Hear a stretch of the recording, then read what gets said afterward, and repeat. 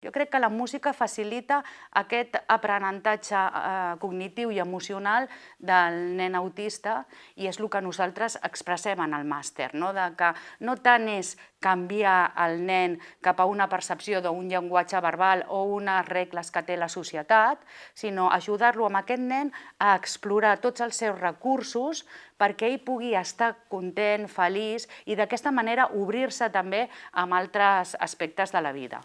Los autistas diagnosticados antes con Asperger y hoy como autistas de nivel 1 han empezado a hablar y han empezado a contar qué es el autismo visto desde dentro, y se ha visto que muchas características no necesariamente coinciden con lo que era la idea médica.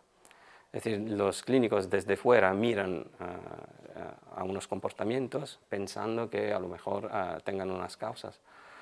Desde el punto de vista de los autistas, muchas veces se han explicado comportamientos que no se entendían y que ahora resultan más claros. Es decir, todo el enfoque puede cambiar si escuchamos a las personas que viven desde dentro de una condición.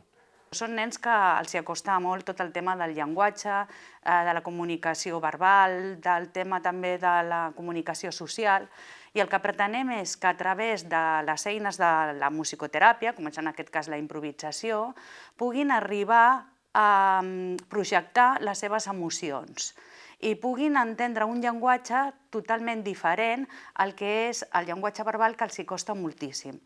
La música es un elemento muy importante. En general, en la vida de todos, es muy presente en la vida de todos. En el autismo tiene muchas ventajas el uso de música. Puede, por un lado, proporcionar estructura. No sabemos, por ejemplo, el ritmo o la estructura de una pieza de música. Pueden ayudar mucho a proporcionar estructura, que es una cosa que en muchos casos las personas autistas necesitan.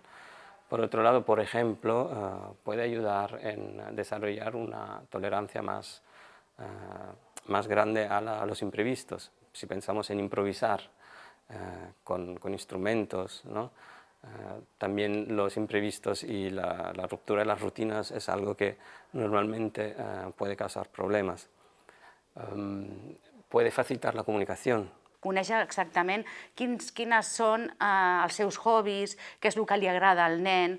Llavors, un cop que nosaltres sabem quins realment són aquests símbols que per ells són importants, els transformem en música. I la relació és molt gratificant per ells, perquè veuen que realment estan en connexió amb el seu interior.